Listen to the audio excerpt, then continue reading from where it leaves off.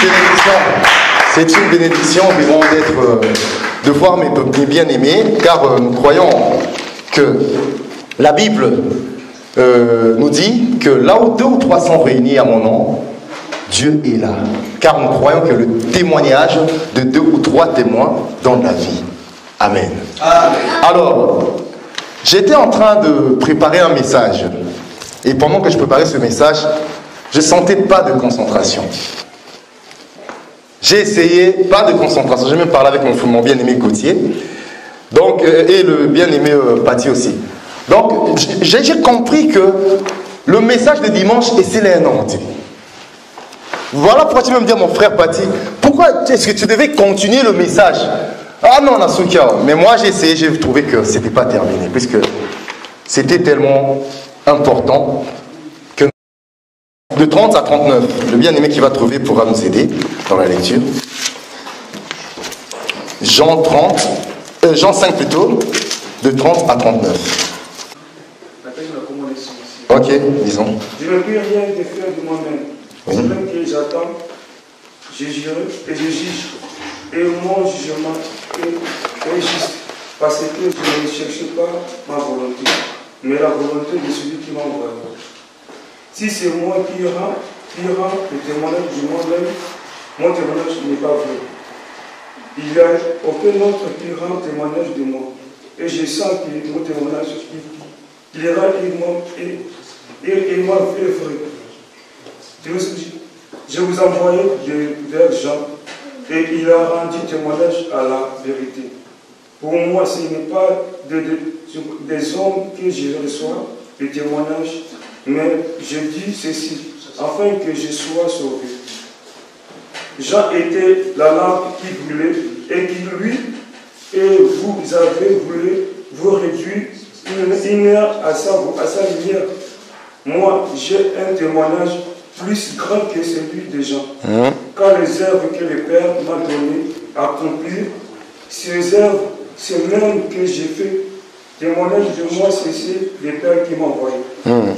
Et le Père qui m'a envoyé a rendu lui-même témoignage de moi. Vous m'avez jamais attendu sa voix, vous m'avez point vu sa face. Et sa parole demeure point en vous, parce que vous ne croyez pas à celui qui m'a envoyé. Vous sondez les Écritures, parce que vous pensez savoir et en elle la vie éternelle. Ce sont elles qui ont rendu témoignage de moi. Amen. Ça va être là. En fait, dans une autre version, je vais lire cette version. Le dernier verset dont nous allons vraiment rester là-dessus, c'est dans le verset 39. Cette version dit ceci. Vous étudiez avec soin les Écritures, parce que vous pensez trouver en elles la vie éternelle. Ce sont justement elles qui témoignent de moi. Donc, nous comprenons qu'est-ce qui se passe. Qu'est-ce qui se passe ici? Ils avaient l'habitude de lire, d'ouvrir le rouleau. Or, lorsqu'ils ouvraient le rouleau, ils avaient l'habitude de lire. Ils avaient l'habitude de chercher à comprendre ce que les Écritures parlaient, ce que les Écritures disaient. Or, en cherchant à comprendre, ils faisaient des sondages, ils étaient en train de sonder, lire avec soin, chercher à comprendre exactement qu'est-ce que ça veut dire, telle ou telle chose. Je ne sais pas si vous comprenez ce qu'on dit sondage. Parlons de sondage déjà. Vous allez voir quelqu'un qui croit avoir gagné. Surtout même aux élections, on voit ça. La personne croit avoir gagné les élections puisque il est parti dans un coin, ils ont fait des sondages, après il a trouvé qu'il était majoritaire. Il dit, ah voilà, les élections sont bonnes. Or, dans les sondages, on peut même te mentir. Nous sommes ça le plaisir. Or, c'est un mensonge. Vous sondez. Donc vous examinez, vous cherchez à comprendre qu'est-ce que ça veut dire, qu'est-ce que ceci veut dire, qu'est-ce que cela veut dire. Mais vous ne savez pas tout ce que vous cherchez là, à lire, à comprendre, ça parle que de moi. Voyez Jésus, lorsqu'il parlait, donc c'est comme quelqu'un qui vous ramène une solution, mais vous ne croyez toujours pas puisque vous avez des yeux voilés. Donc, le sondage, ils étaient en train de sonder les Écritures pour chercher à comprendre. pour chercher à croire à certaines choses, pour chercher la vérité. Mais Jésus a dit, vous cherchez à sonder, ça ne sert à rien de sonder les Écritures. Puisque vous n'aurez pas en elle la vie. Mais la vie, c'est qui? C'est moi qui suis la vie. Et c'est moi, donc ces Écritures, il est question de moi. Alors, nous allons savoir un peu, nous allons lire, nous n'allons pas lire pour l'instant, mais nous allons lire quand même tout à l'heure dans le livre d'Hébreux. Alors, avant de lire le livre d'Hébreux, nous voyons Jean. Jean a entendu une voix puissante d'un ange puissant qui criait. C'était dans la vision. Alors, cet ange a crié, qui est digne d'ouvrir le livre et d'en rompre les sceaux. Or, le livre était scellé de 7 sceaux. Amen.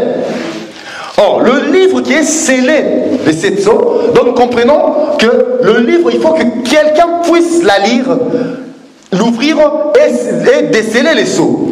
Car le rouleau qui est scellé des sceaux, la personne qui peut être trouvée digne, comme nous avons suivi le dimanche, nous avons suivi l'histoire d'Uri, Uri qui avait la lettre, mais qui l'ont mené vers chez le sacrificateur. Donc par rapport à la révélation, nous avons compris que c'était le sacrificateur qui devait lire la lettre.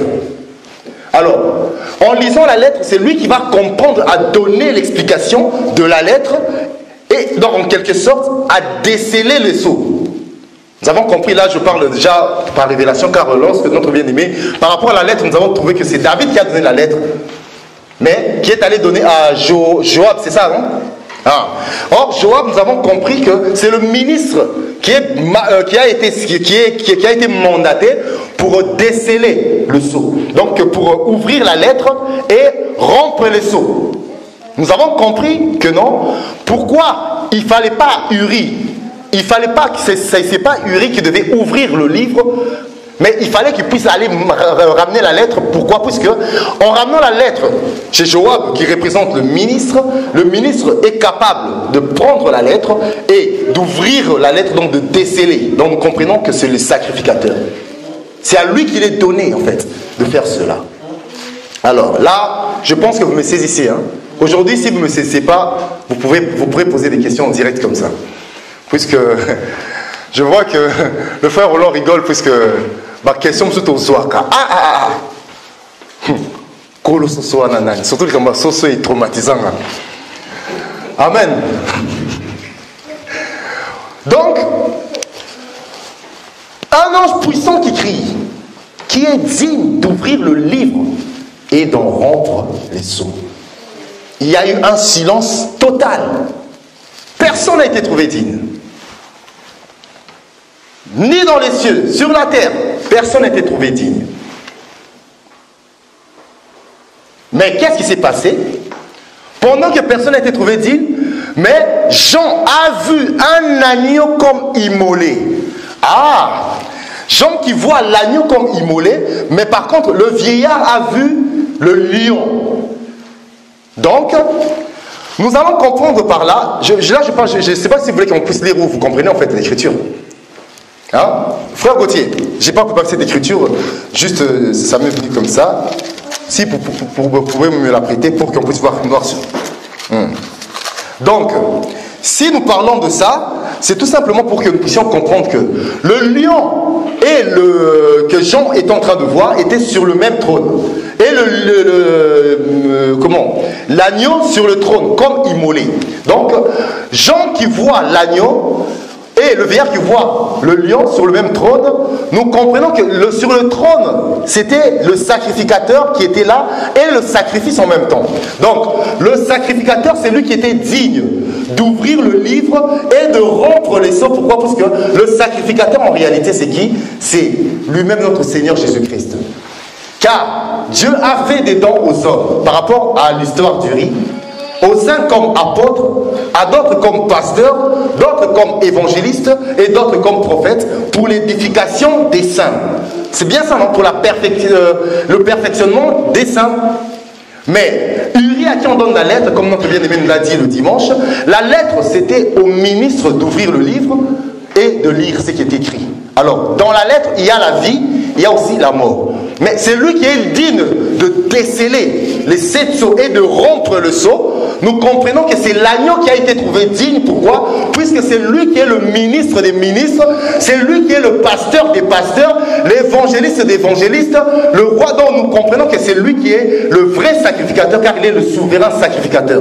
C'est lui seul qui a été trouvé digne d'ouvrir le livre et de rompre les 7 sceaux. Car s'il ne faisait pas cela, il n'allait pas avoir la vie. Il allait avoir la mort. Voilà pourquoi Uri devait mourir. Est-ce que vous m'avez saisi? Amen. Voilà pourquoi Jean a pleuré. Puisque des fois, lorsque nous lisons la Bible, nous ne comprenons pas qu'il y a des choses qu'il faut vraiment voir. Pourquoi Jean a pleuré? Puisqu'il trouvait que c'était grave.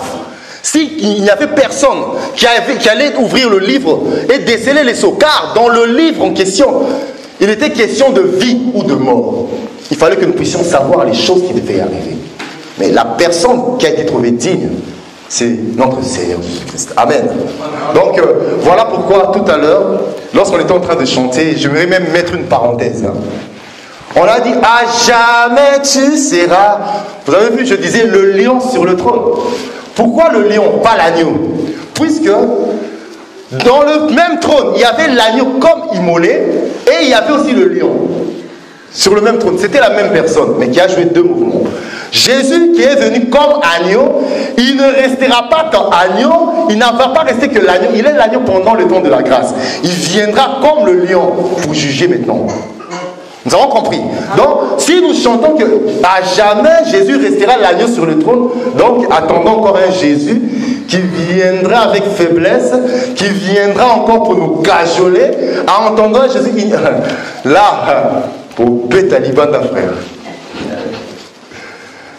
Donc, Jésus sera à jamais le lion, mais pour l'instant il est l'agneau, la douceur. Car nous comprenons que dans le lion il y a la douceur. Nous comprenons que dans le lion qui est la loi, nous allons faire sortir le miel qui est la grâce. Car dans le lion, c'est un code, mais il faut que nous puissions comprendre que même la lettre, que ce soit dans l'ancienne alliance ou même dans la nouvelle, toutes les écritures rendent témoignage de Christ. Ça ne sert à rien de sonder les Écritures pour chercher, vous voyez pas, vous avez ici, c'est comment? Comment je pourrais... Ça veut dire quoi? Ça veut dire quoi? Si tu commences à réfléchir comme ça, c'est là que tu vas tomber dans la philosophie. Pourquoi la philosophie? Parce que la philosophie, c'est question des raisonnements. Car, c'est quoi la philosophie? Nous allons quand même lire encore une écriture. Voilà l'explication que nous avons donnée. Donc, nous comprenons le rouleau. Lisons Hébreu d'abord. Hébreu 10. Commençons du verset... je ne sais pas quel verset on va commencer. Non, je me commente un peu. Commençons au verset même 3. Le bien-aimé qui va trouver pourra lire. Oui, lisons. Mais le souvenir des péchés est renouvelé chaque année par ses sacrifices.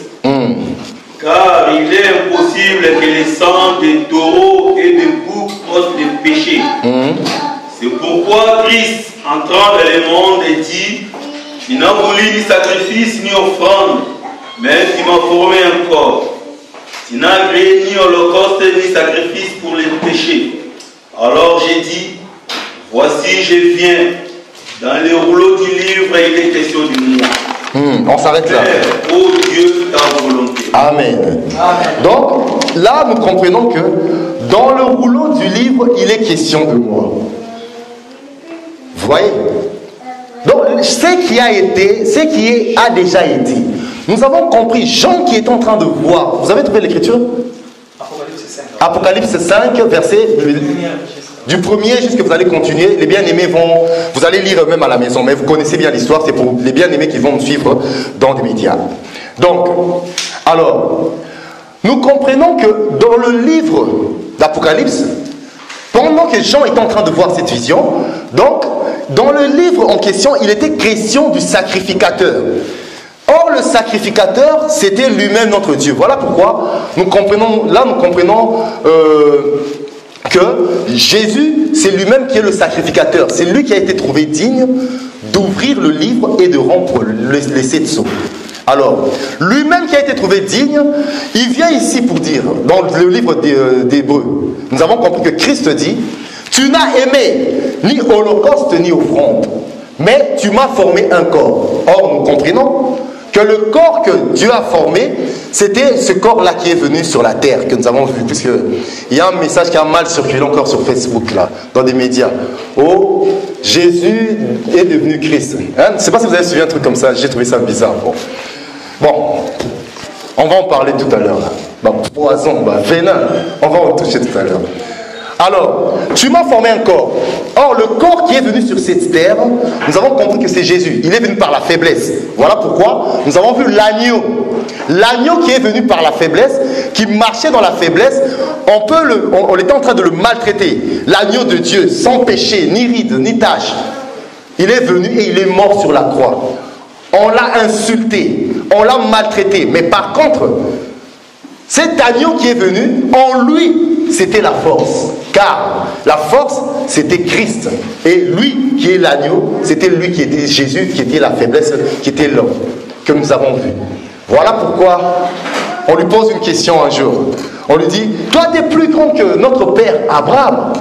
Il a dit, mais avant qu'Abraham soit, hein, moi je suis. Donc, qui était? C'était Jésus ou c'était Christ? Nous comprenons que Jésus qui est venu par la faiblesse, mais Christ a existé depuis l'éternité. Car l'agneau même qui est venu par la faiblesse a existé depuis l'éternité, car dans le rouleau du livre, il était question de lui. Maintenant, pour venir accomplir ce qui a déjà existé. Voilà pourquoi, nous allons lire quand même l'écriture, pour voir que l'agneau a été déjà immolé avant la fondation du monde. J'ai l'écriture. Donc, voilà, nous allons lire 1 Pierre, verset 1, du verset 17 au verset 20. 1 Pierre 1, du verset 17 au verset 20. Et si vous invoquez comme Père celui qui gît selon l'œuvre de chacun, sans acceptation de personne, conduisez-vous avec crainte pendant le temps de votre pèlerinage, sachant que ce n'est pas par des choses périssables, par de l'argent ou de l'or, que vous avez été rachetés de la vaine manière de vivre que vous avez hérité de votre Père, mais par le sang précieux de Christ, comme d'un agneau sans défaut et sans tache, prédestiné avant la fondation du monde. Amen. Et manifesté à la fin des temps à cause de vous, qui par lui croyez en Dieu, lequel a ressuscité des morts et lui a donné la gloire, en sorte que votre foi et votre espérance reposent sur Dieu. Amen. On peut s'arrêter là. Donc, nous avons compris qu'il a été l'agneau de Dieu qui a été prédestiné avant même la fondation du monde. Il a été prédestiné. Voilà, on ne va pas revenir encore pour parler de la prédestination, puisque les Oabiso va conférence ça. Hein? Ça nous a créé des conférences, de questions-réponses, et même beaucoup de questions qui venaient même des médias. Donc, l'agneau de Dieu qui est mort à la croix a été déjà, donc, il a été déjà prédestiné avant même la fondation du monde. Nous en avons déjà parlé. Et là, nous voyons que Jean est en train de voir l'agneau qui était comme immolé, car cet agneau-là était venu pour faire une mission dans la faiblesse, mais l'esprit qui était en lui, c'était Christ. Car nous comprenons que Jésus-Christ, c'est une seule personne qui est notre Dieu. Amen. Donc, Jésus-Christ, c'est le lion et l'agneau. Ça forme une seule personne. C'est la faiblesse et la force. C'est l'homme et la femme. Nous comprenons? Voilà pourquoi Jean voyait l'agneau. Pourquoi? Puisqu'il a vu encore ce corps. Il devait comprendre les choses telles que nous sommes humains. Mais le vieillard voyait le lion, la force. Car nous, aujourd'hui, nous voyons l'agneau. Car c'est lui, l'agneau, qui est venu pour ôter nos péchés et pour nous préparer le chemin. Voilà pourquoi il a été sacrifié. Nous avons suivi le plan du tabernacle ici. Que Dieu te bénisse, papa.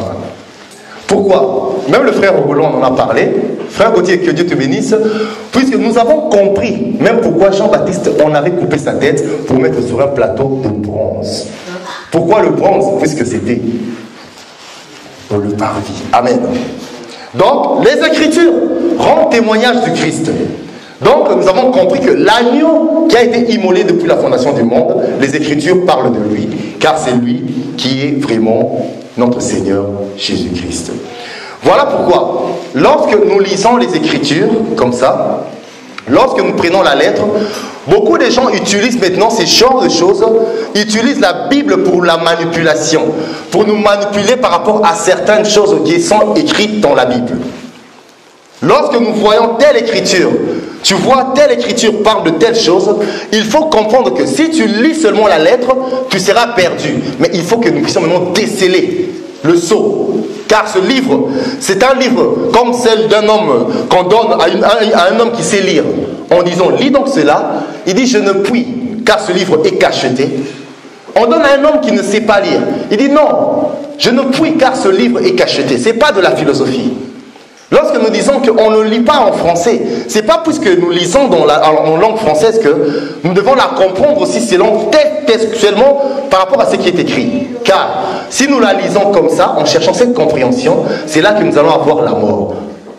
Alors, dans chaque pensée de la Bible, nous devons chercher à comprendre qu'est-ce que cela veut exactement dire.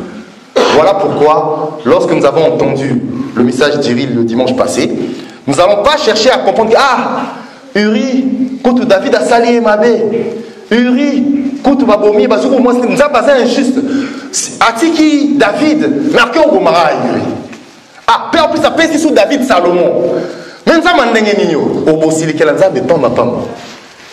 Pourquoi? Puisque si tu rentres dans la loi, tu dois faire sortir maintenant le message codé. Car nous comprenons que la Bible, c'est codé. Il faut l'ouvrir, lire et déceler le code. Partout où il y a le code, il faut le déceler. Rentrer dans la loi pour faire sortir le message de la grâce. Car le message de la grâce va te donner la vie. Voilà pourquoi, lorsque nous voyons l'ombre bouger, nous devons voir aussi dans la grâce ce mouvement bouger. Lorsque nous voyons que l'agneau a été prédestiné, nous devons voir cet agneau-là se manifester vraiment et comprendre qu'il y a eu telle chose. Le mouvement qui s'est passé dans l'ombre, nous devons retrouver dans la réalité. Amen. Acclamons très fort pour le Seigneur. Alors, au jour d'aujourd'hui, nous comprenons qu'il y a beaucoup de messages qui circulent. Les gens utilisent les Écritures pour manipuler les gens. Soit par d'autres par ignorance, mais d'autres vraiment le font expressement. Pourquoi? Puisqu'ils veulent utiliser les Écritures, ils savent que les gens ne comprennent pas et ne cherchent même pas à comprendre la pensée derrière les Écritures. Voilà pourquoi ils utilisent maintenant les Écritures pour manipuler les gens. Comme on a dit la dernière fois. Allez, bino nyonso. Boyana ba Isaac Nabino, hein? Salaire wana musala no sali, osali ane mon bimba. Isaac Nabino. Les gens emmènent, Isaac Nabino. Sacrifice, non? Mais nous comprenons que non. Isaac Amo, Abraham, Azomari na Isaac na Jesus. Isaac Tim Tatigalaki.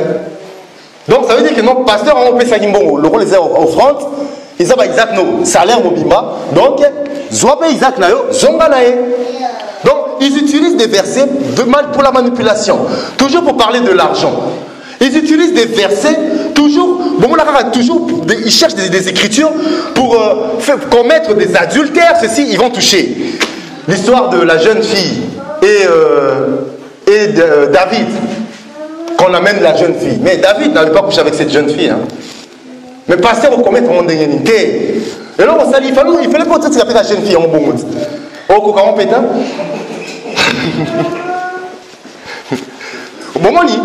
Donc, même seulement dans la lettre déjà, manipulation. Il faut que au Christ. Car la lettre, regarde déjà, pas en cause.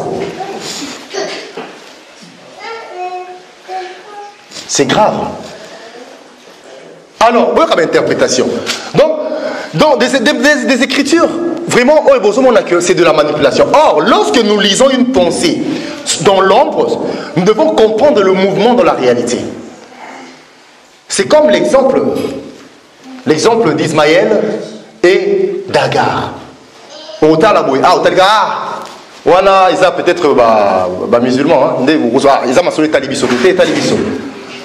Puisque l'Ismaël qu'on voit, ça représente Christ. Pourquoi? Puisque Agar, pour qu'Agar soit sauvée, il fallait qu'Agar puisse avoir le fils. Si Agar n'avait pas le fils, Agar n'allait pas être sauvé, l'eau n'allait pas sortir. Or, c'est lui qui a le fils à la vie. C'est lui qui a le fils à la vie. Donc, nous comprenons que Agar, pour qu'elle soit sauvée, elle devait être mère. Vu qu'Agar était mère, voilà pourquoi Agar a été sauvée, l'eau est sortie. Or, l'eau c'est la vie, l'eau c'est la parole qui lui a donné la vie. Mais autant l'arabe, Nzamba yokela ki penza, ayokela ki penza, Nzamba yokela penza Ismaël mawe, Nzamba yokakolela bana, yango moni Nzambe, ataleka Ismaël awe okufa pambawa, yango Nzamba bimisa yema. Non, c'est une révélation.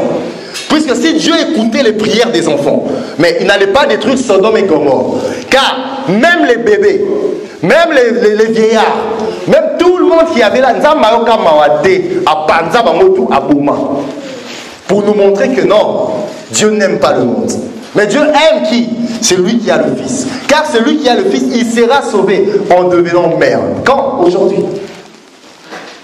Donc, Nzamba yokela Guinée Ismaël Mawatete. Tant tout le monde mawana, tout le monde qui même dans l'ancienne alliance, tout le monde qui mawana ils ont quitté. Nzamba yokela ande libon lela mwana. Dieu a regardé Ismaël, puisque Ismaël représente Jésus. C'est lui qui a Jésus. Dieu écoute la prière. Pourquoi? Parce que Dieu écoute la prière de son fils. Si tu n'as pas le fils, Dieu ne t'écoute pas. Bon, vous voyez, même dans les Écritures, hein, il faut, tout ça sera très prudent. Hein. Vous voyez qu'il y avait dans le tabernacle, pour rentrer, il y avait le rideau avait été de 4 couleurs. Donc, vous voyez ma couleur, parce qu'une personne peut dire ceci, mais non. Vous voyez que nous parlons des 4 femmes de Jacob, frère. Vous comprenez ça? Donc, nous comprenons que lorsque nous parlons des 4 couleurs, nous comprenons c'est les 4 femmes de Jacob qui sont les 4 manières de parler, on en a parlé ici. Donc, ils sont Bila, Léa et Rachel, Léa et Bila et Zilpa, voilà. Donc ils sont 2 qui sont esclaves et 2 qui sont libres. Donc les 2 esclaves, nous avons parlé, il y a les 2 esclaves, c'est la prophétie et aussi c'est la doctrine, car la prophétie on ne la change pas et la doctrine on ne peut pas changer et la prophétie elle doit s'accomplir, comme nous dit Habakkuk. Mais la révélation et la connaissance, donc on peut marcher, quelqu'un peut avoir cette révélation, il prend cette autoroute, l'autre prend une autre couleur, mais ça parle toujours de la même chose, ça parle toujours de Christ. Donc il faut que nous fassions très attention lorsque nous comprenons les choses de Dieu. Donc par là, nous avons compris que c'est lui qui a le Fils à la vie, car Dieu n'écoute que son Fils. Voilà pourquoi lorsque nous avons vu Ismaël, qui était en train... nous avons vu Agar qui avait le fils et l'eau est sortie. Pourquoi? Puisque Dieu a écouté la prière du fils. Voilà, nous sommes sauvés puisque nous avons le fils en nous. Je ne sais pas s'il y a quelqu'un qui est sauvé ici, qui a l'assurance du salut. Car c'est ça la foi. Hein? Amen. Amen. Nous marchons tous les jours de nos vies, nous avons l'assurance du salut. Car nous avons la foi. Car nous avons gardé la parole de Dieu. Il y a des gens aujourd'hui, bien aimés, il y a des choses que nous devons parler. Faites très attention lorsque quelqu'un commence à lire les Écritures. Lorsque quelqu'un commence à parler de la parole de Dieu, il faut toujours vérifier. Il faut toujours vérifier vous-même pour comprendre cette parole, cette pensée qui vient dans la loi. Qu'est-ce que ça veut dire? Et une personne qui présente l'enseignement, il apporte l'accusation, il ramène des témoins. Et toi aussi, si tu trouves que ce n'est pas juste, ramène des témoins, car c'est au témoignage de 2 ou 3 témoins que nous saurons la vérité. Par là, nous comprenons qu'au jour d'aujourd'hui, les gens lisent la lettre et la lettre leur tue puisqu'ils ne comprennent pas qu'il y a une révélation, il y a une prophétie, il y a des choses qui sont cachées derrière la lettre que nous devons chercher à déceler pour avoir la vie. Car si le rouleau, lorsqu'il s'était ouvert, lorsque Jean avait vu le rouleau, si l'agneau n'avait pas été trouvé digne pour ouvrir le rouleau et de rompre les seaux, mais ça allait apporter la mort. Mais en rompant les seaux, c'est là que nous avons compris les choses, c'est là que nous avons compris la vérité, c'est là que nous avons compris que les Écritures ne parlent que de Christ. Lorsqu'on voit Jean, nous voyons Jean parle de Christ. Lorsqu'on voit David, David parle de Christ. Lorsqu'on voit ceci, on voit cela dans les Écritures. On voit tel ou tel mouvement, ça parle de Christ. Voilà pourquoi nous avons compris que Jean-Baptiste, qu'on a coupé la tête, ça parle encore que de Christ. On coupe la tête, on met sur un plateau de bronze, de sacrifice. Et nous avons compris ça pourquoi? Parce que quelqu'un va voir Jean, ah bah Katie Moutou, mais or, ça parle de Christ. Faisons très attention aux manipulateurs, aux loups. Ils prennent les Écritures, ils falsifient quelques Écritures pour vous montrer des choses qui ne donneront pas la vie. Car ce n'est pas la lettre qui va donner la vie, mais c'est la pensée derrière la lettre. Alors pour comprendre la pensée derrière la lettre, il faut chercher à comprendre la pensée de celui qui a donné l'inspiration pour que cette lettre soit écrite. Car le langage se déforme, chers bien-aimés. On peut passer un message juste, j'ai suivi même, j'ai suivi en fait sur Facebook. Quelqu'un qui dit un mot, il dit à une personne, hein, Papa Jimmy, je commence par Papa Jimmy, il dit à Papa Jimmy quelque chose, après Maman Nicole n'entend pas. Papa Jimmy transmet le message, la sœur là-bas n'entend pas. Alors là, ça va arriver chez le frère Guigui, c'est plus le même message. Vous comprenez? Chacun interprète à sa manière. Mais pour comprendre la vraie pensée que le frère Gloire avait dit à Papa Jimmy, il faut chercher frère Gloire, il va vous expliquer ce qu'exactement il avait dit et vous allez comprendre par l'interprétation d'une personne qui est le ressemble, d'une personne qui prend ce qui est en haut et qui le transmet. C'est là que vous aurez la vie. Mais sinon, si vous suivez les interprétations personnelles, ça va donner la mort. Parce que lorsque le frère Guigui va donner sa pensée, ça ne sera pas ce qui est venu. Or, la personne qui reçoit directement, nous comprenons que c'est le sacrificateur. Or, il reçoit celui du pasteur des pasteurs, car le pasteur des pasteurs a fait des dons aux hommes, aux uns comme apôtres, à d'autres comme pasteurs, comme évangélistes, tout ça là, pour ressembler à lui. Ils prennent ce qui est d'en haut et ils le transmettent au peuple. Voilà pourquoi, pour que nous puissions bien comprendre la pensée qui vient de Dieu, il faut que nous puissions examiner les Écritures et chercher la pensée de lui-même qui a donné la pensée. Car nous savons aussi, il faut savoir aussi que nos vies, c'est aussi des livres, frères. C'est aussi des livres, sœurs. Mais des livres fermés, scellés. Ça ne donnera pas la vie, la mort. Pour que nos vies soient sauvées, il faut que ce soit décellé. Ça veut dire quoi? Ça veut dire que nous devons avoir le Fils. Lorsque nous avons le Fils, ça va déceler nos vies. On va comprendre les choses de Dieu. Car nous ne sommes pas une terre désertique, mais nous sommes une terre qui a de l'eau. Or, l'eau, c'est la parole. Mais si nos vies n'ont pas encore reçu, ou nous n'avons pas encore compris la pensée de Dieu, ou nous n'avons pas encore compris véritablement Jésus-Christ, qui il est, nous ne voulons pas écouter la parole de Dieu et mettre en pratique, nous sommes vraiment des terres désertiques si nous n'avons pas le Fils en nous. Car la terre désertique, c'est une terre qui n'a pas de vie. Voilà pourquoi le désert de Sahara n'a pas de vie. Voilà pourquoi même l'Égypte est le don du Nil, comme le dit la nature. Comme on nous a même dit que sans l'Égypte, sans le Nil, l'Égypte ne serait pas un pays. Sans Christ, nous ne serons pas une terre. Sans Christ, nous serons un désert. Pourquoi? Puisque nous n'aurons pas la vie.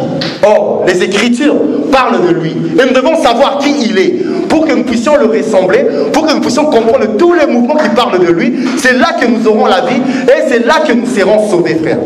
Alors, pour atterrir maintenant, bien aimés, nous allons vraiment toucher quelque chose. Ça, c'est vraiment une parenthèse. Pour que nous puissions vraiment comprendre certaines choses qui arrivent en ce moment. Pour cette épidémie de coronavirus, comment on peut sonner nettement bien, mais poison. Beaucoup de gens prennent des précautions. Avant, c'était difficile. Tu marches dans la rue, tu vois même un... je ne suis pas raciste, même un noir porter des masques. Mais aujourd'hui, ça me fait même rire. Lorsqu'on voit. Avant d'aller au travail, même ma femme, là, comment on appelle ça? Désinfectant. Ah bon, ils sont déjà. T'as moi, non, ça va beaucoup. un T pour microbe ezalate, coronavirus. Vous connaissez un succès, ma casse. Vous prenez des précautions. Hein. Là, je pense que tout le monde s'est désinfecté. Après le culte ici, tout le monde va laver les mains. On prend des précautions. Ah, coronavirus. Mais, ah bon, virus, c'est sur les canaux Facebook. On a des messages diaboliques, des messages sataniques. Ils falsifient les Écritures. C'est pire que le coronavirus. C'est des messages venimeux, des poisons qui empoisonnent les peuples de Dieu. On doit parler de ces choses. Car vous écoutez aussi ces choses dans des réseaux sociaux. Des virus, des poisons. Chers bien-aimés, vous qui croyez à la parole, la Bible nous dit que c'est lui qui a le Fils à la vie. Nous avons la vie, car nous écoutons la bonne parole. Nous écoutons le message qui va nous emmener au ciel. Mais dans ce monde, pendant que nous sommes, nous voyons qu'il y a des venins qui circulent. Des loups qui sont en train de passer des messages que je ne veux même pas parler aujourd'hui. Presque mariés. Un message diabolique. Plus que le coronavirus, ces messages-là. On commence à autoriser la sodomie. On commence à autoriser l'impudicité dans des églises. Peuple de Dieu, vous devez être avertis, car nous croyons que c'est lui qui a la parole, c'est lui qui a la parole de Dieu. Nous croyons que même s'il boit quelques breuvages mortels, cela ne lui fera aucun mal, car nous croyons que nous qui avons reçu l'enseignement, nous qui avons gardé sa parole, même les breuvages mortels là qui circulent, même si nous la boivons, nous pourrons le boire par l'oreille, même si ça sera une mauvaise sémence qui pourra rentrer, mais par la parole que nous entendons, par le message du ciel que nous entendons, par le message de la vérité que nous entendons, ce message diabolique, ce poison va rien nous faire, puisque nous avons l'évangile, nous avons la vérité, et nous croyons que cette vérité va nous emmener à la perfection. Amen. Amen. Acclamons très fort pour le Seigneur. On va se lever pour la prière.